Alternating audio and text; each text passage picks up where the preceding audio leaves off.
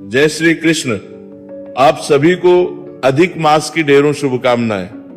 प्रिय भक्तों, आज के इस वीडियो में हम विशेष रूप से जानकारी लेके आए हैं आपके लिए अधिक मास में किए जाने वाले 33 दान के विधान के बारे में।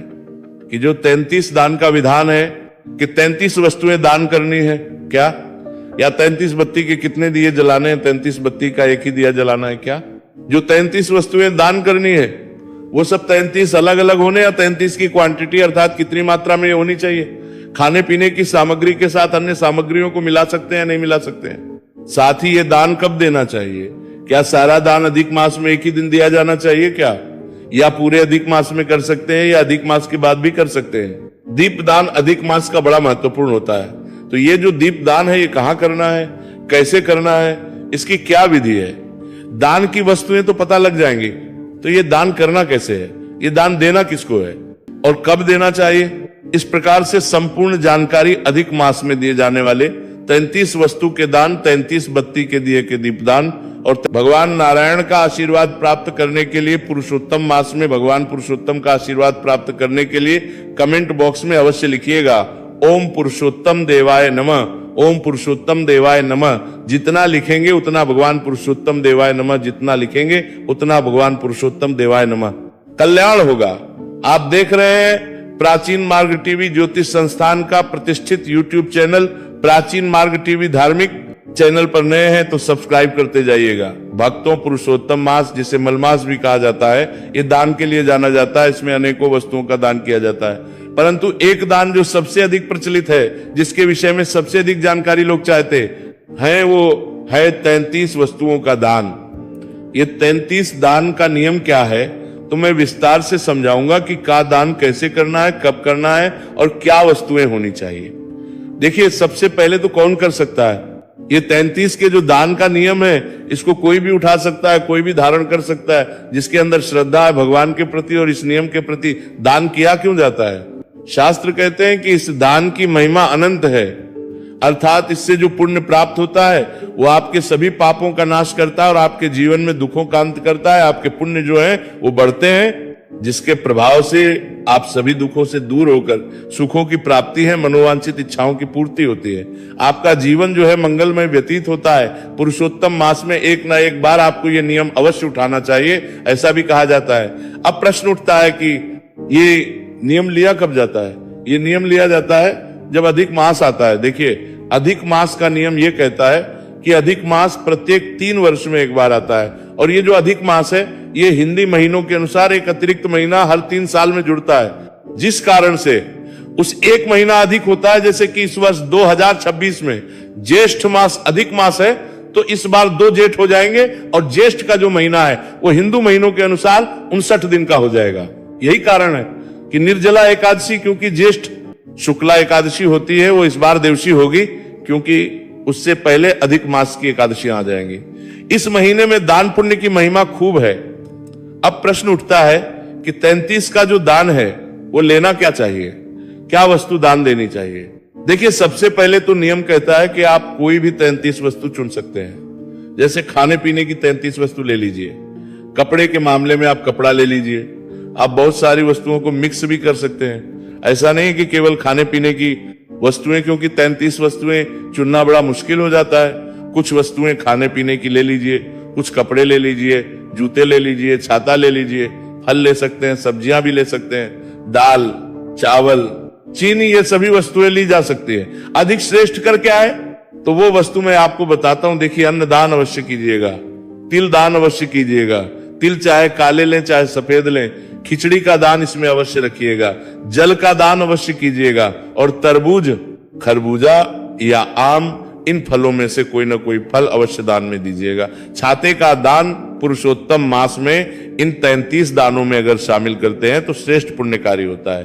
क्योंकि ये जो दान इसके अनुसार भी दिए जाते हैं कि जब एक जीव की इस पृथ्वी के बाद आगे की यात्रा होती है प्रत्येक जीव को, आज नहीं तो कल जाना है, तो आगे की जो यात्रा है ना, गरुड़ पुराण बताता है कि वो उसके अनुसार होती है कि हमारे कर्म कैसे थे। हमने जैसे जैसे जो दान दिए होंगे वैसा वैसा हमारा सफर होगा। हमने अगर छाता दान दिया होगा तो भीषण तपते हुए मार्ग में जब हम जाएंगे तो हमें छांव प्राप्त होगा।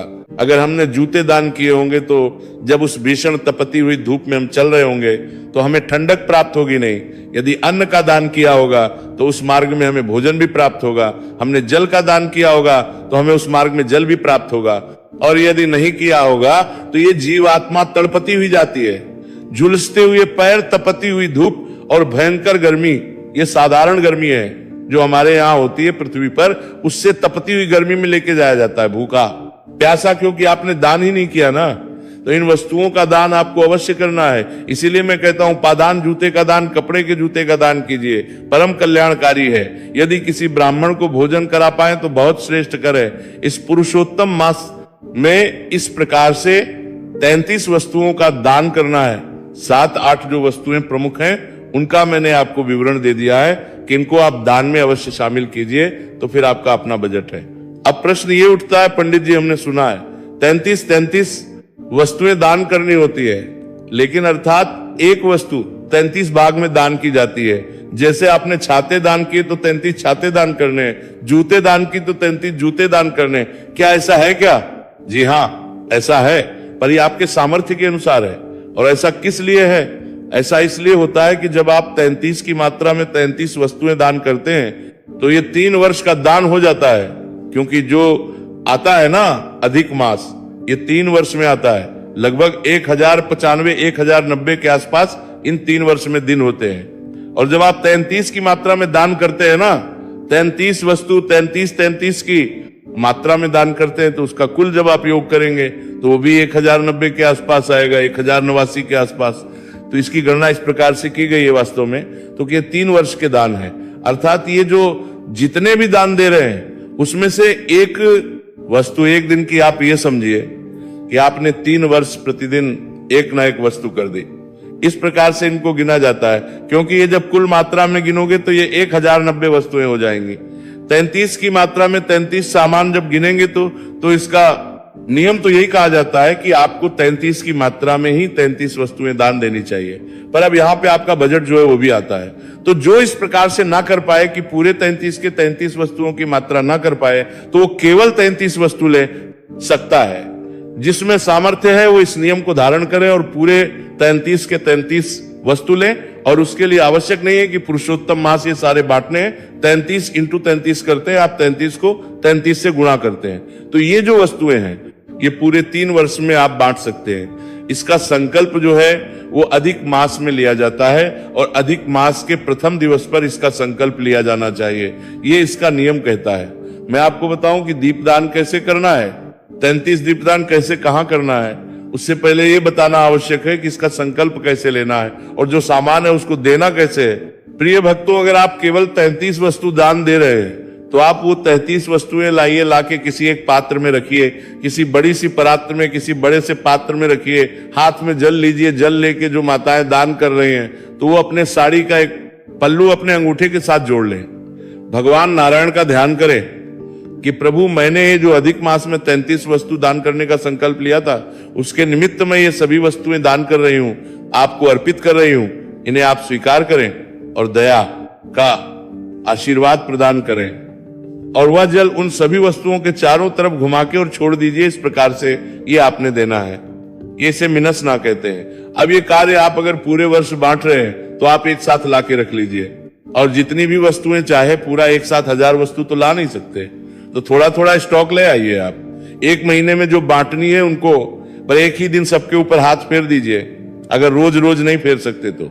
और अगर आप रोज रोज ऐसे फेर के और दे सकते हैं तो ऐसे कर दीजिए। ये आपकी अपनी समझ और अपनी सामर्थ्य के अनुसार है। हाँ, संकल्प इसके लिए अवश्य आपको लेना है। वो लेना है पुरुषोत्तम मास के प्रथम दिवस पर स्नान आदि से निवृत्त होइएगा। स्वच्छ वस्त्र धारण करके अपनी पूजा पाठ जब करने बैठेंगे तो हाथ में जल से ब्रपरन लीजिए, अक्षत लीजिए, पुष्प लीजिए। भगवान नारायण का ध्यान करते हुए 3 बार बोलिए ओम श्री विष्णु, ओम श्री विष्णु, ओम श्री विष्णु।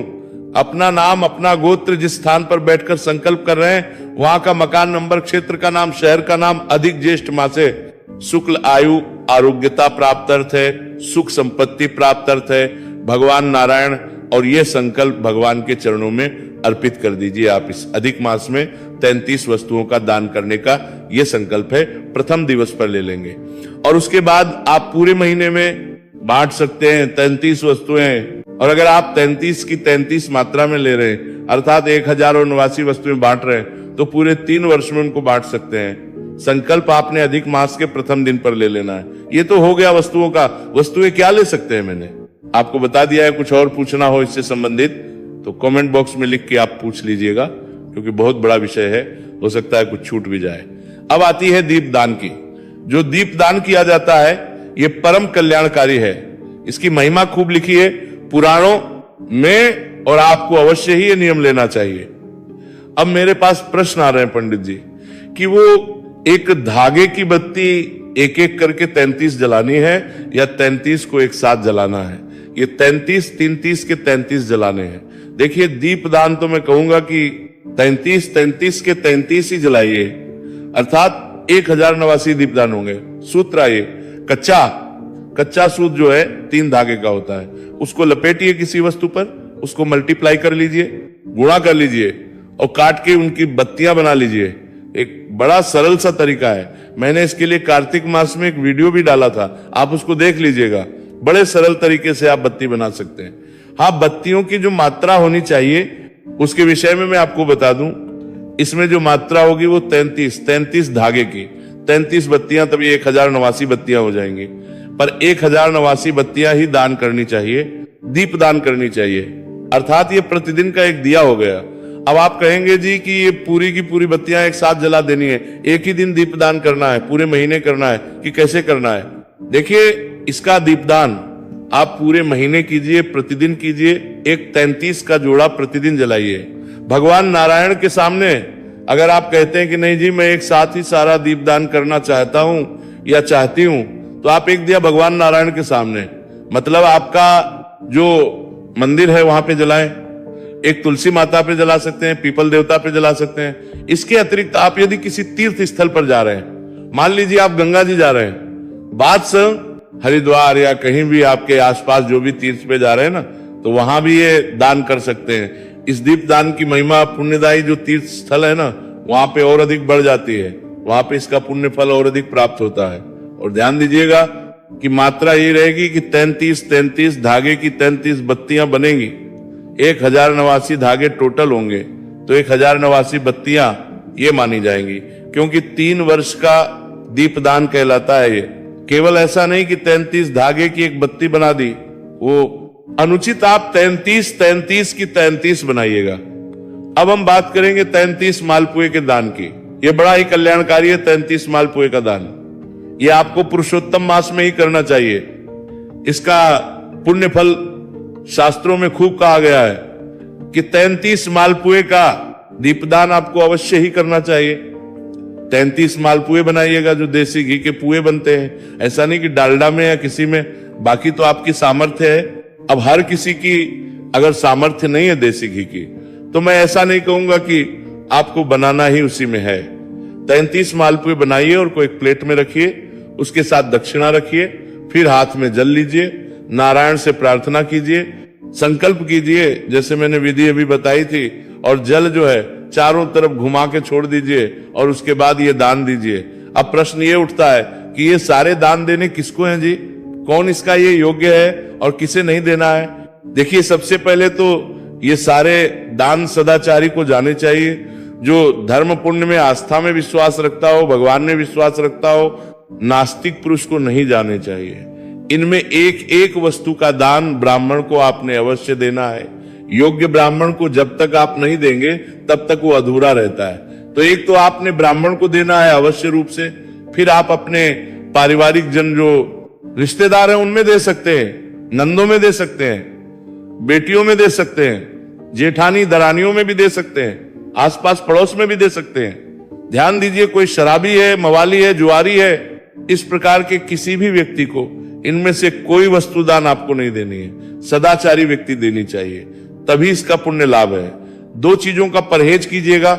कपड़ा दे रहे हैं तो काले रंग के कपड़े ना दान दीजिएगा, और जो काटने छाटने वाली वस्तुएं है ना, चाकू, छुरी, नुकीली जो वस्तुएं हैं लोहे की, इस प्रकार की, उनको दान देने से आपको बचना है।